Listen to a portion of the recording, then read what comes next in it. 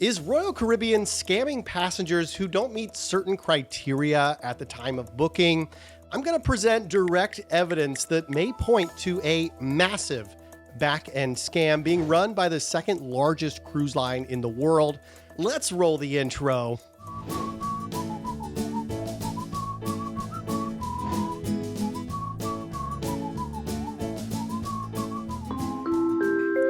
Hey, welcome to the Midships channel. It's your Captain Corey. Thank you so much for stopping by the channel today.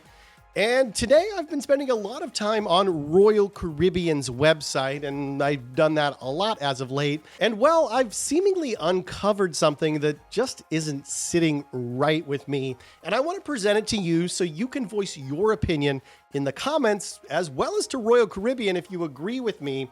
Or if you disagree with me, just yell at me in the comments. I know y'all are pretty good at that. So here's what's going on. At the end of the day, I'm going to be asking you the question, is this a total scam being run by Royal Caribbean? And this all revolves around how many people you are cruising with. Now, most cruise lines, they quote double occupancy rates. So the rate you see on the webpage will be doubled when you check out, right? That's pretty normal. We've all kind of experienced that.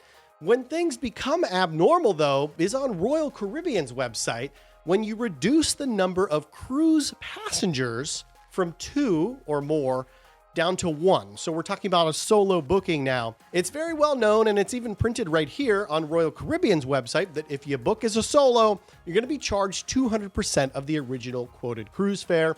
Which, well, I was able to debunk that almost immediately. I found cases where you were charged well in excess of 200% of the fare, and cases where you were charged less than the original fare. But this is not exactly the problem we're talking about. No, the actual problem is the cabins that are being offered to different people, depending on how many people they're cruising with, depending on how large their cruise party is. Here's the deal. Check this out. You can pick this reservation for 2 people from Royal Caribbean's website. I did this afternoon. You're able to book an interior cabin with 2 or more cruisers. However, if you book the very same cruise, very same dates, everything the same, the only thing different is it's for 1 passenger. Well, now you're only able to pick another category higher, an ocean view or higher. So is Royal Caribbean purposefully removing solo cruisers' ability to book the lowest category of cabin so they can make even more money on top of people they've already charged 200% for, according to their own admission on their website? And therein lies the problem. If you're doing business, especially here in the United States, well, I would think legally you have to offer the same products available to everyone.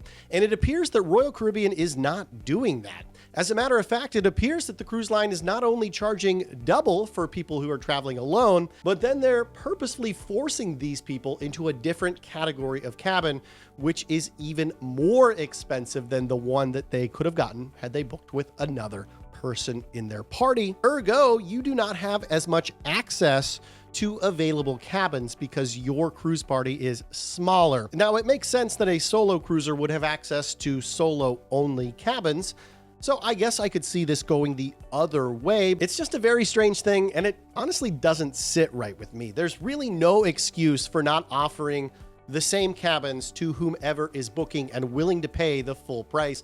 I don't care if there's 4 or 5 people in that cabin or if there's 1 person in that cabin. All of those people should have full choice, full access to the available cabins if they're willing to pay for them, unless that is clearly stated on the website, clearly stated that, hey, you're now booking solo, you lose access to this, this, and this as a result.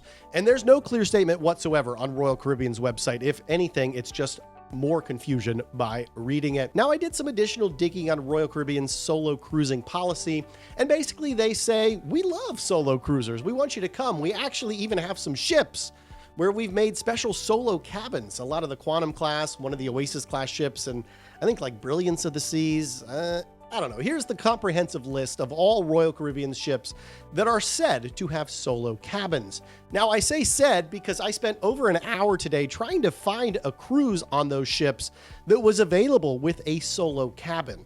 And yeah, these are the cabins Royal Caribbean advertises as having, and I was not able to do so. I looked at cruises booked out to 2025, 2024, everything all over the place.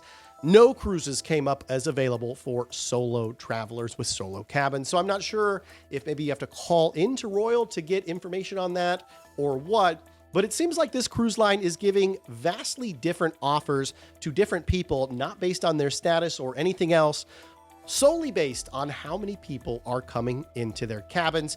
And I don't know, it's one thing to have a solo supplement. I kind of understand that, even though I think it's really shady to do, but to literally not let a solo person book from all of the available rooms on the ship, that business practice seems at least predatory and at most extremely shady. Let me know your thoughts on this in the comments down below. Have you ever gone through the solo cruise experience? If you made it this far into today's episode, well, why don't you join the nearly 22,000 other Midship subscribers here in the fast-growing channel? And while you're down there, slam the thumbs up button. Thank you so much for stopping by the channel today, and until next time, we'll see ya on the Midships.